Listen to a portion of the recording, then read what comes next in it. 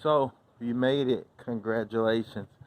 In this video, I want to attempt to explain one of the biggest mistakes I see small business owners make. And if you are one or thinking about being one, what you can actually do to solve it.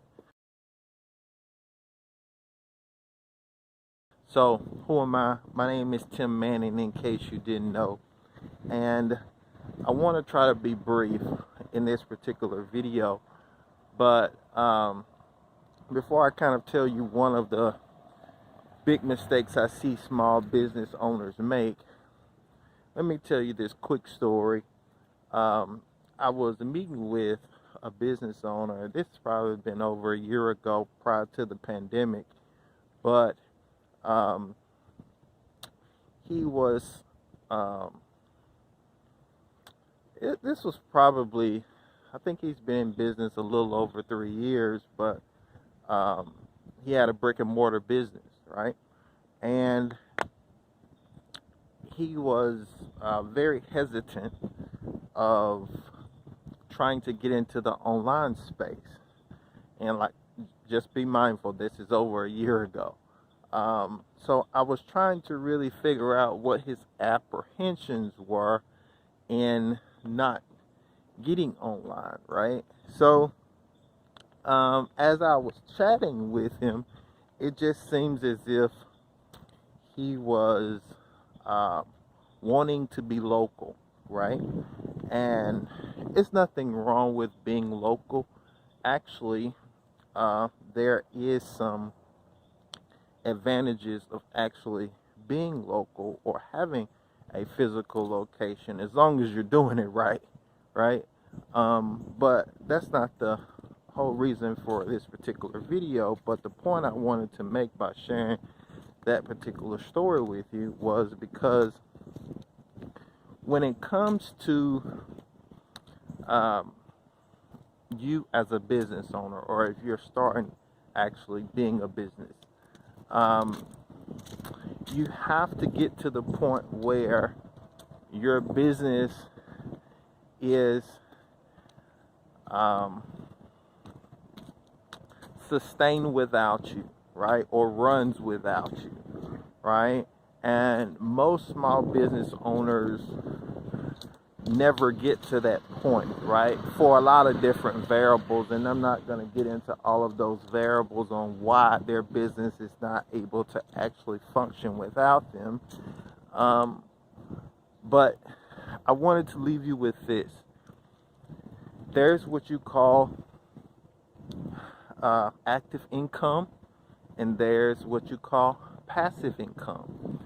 Now, the passive income is, of course, income where you don't necessarily have to do anything active, right? But you do have to make what I call investments, right? And a lot of business owners, some of them make one-time investments. Some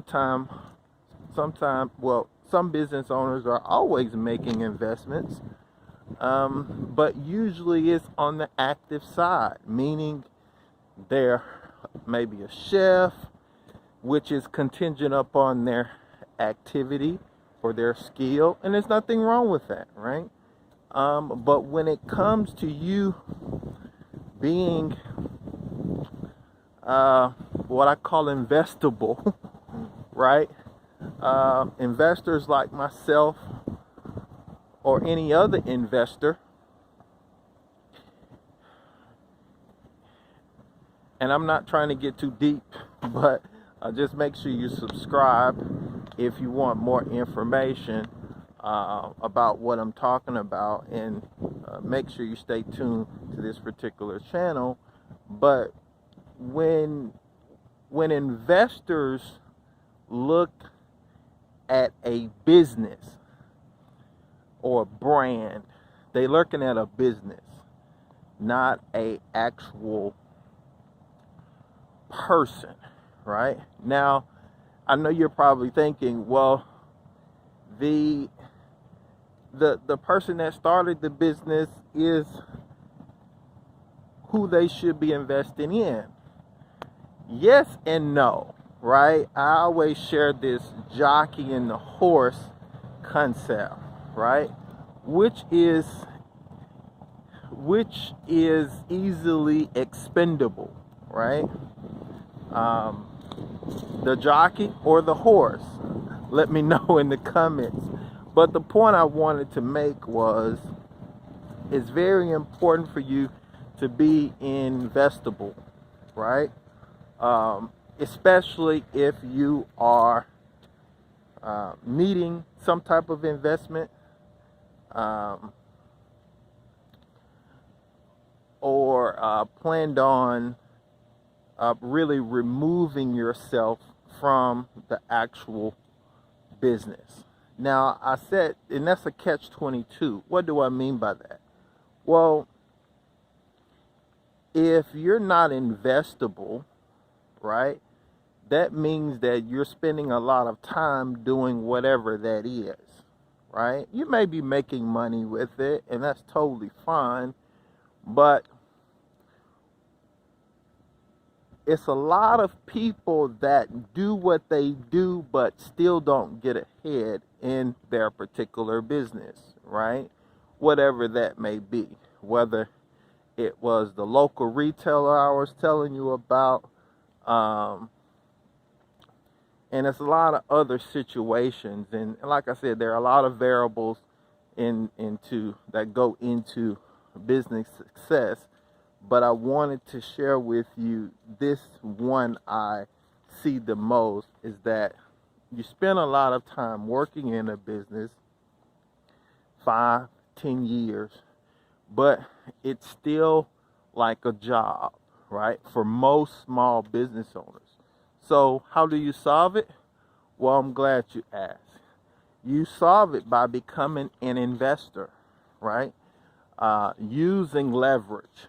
Now, there are a lot of different types of ways you can become an investor, but I want to talk about a little bit about that at the link in the description. So make sure you check out that link, because remember, opportunity comes at a dime a dozen, but what you don't get back is time, right? And the time that you may have wasted, a lot of people say, well, I use that time as a learning experience. Yeah, but you can be doing what I call percentage profits, right? And I go into what I call percentage profits at the link in the description. So make sure you check it out. I hope this video was valuable.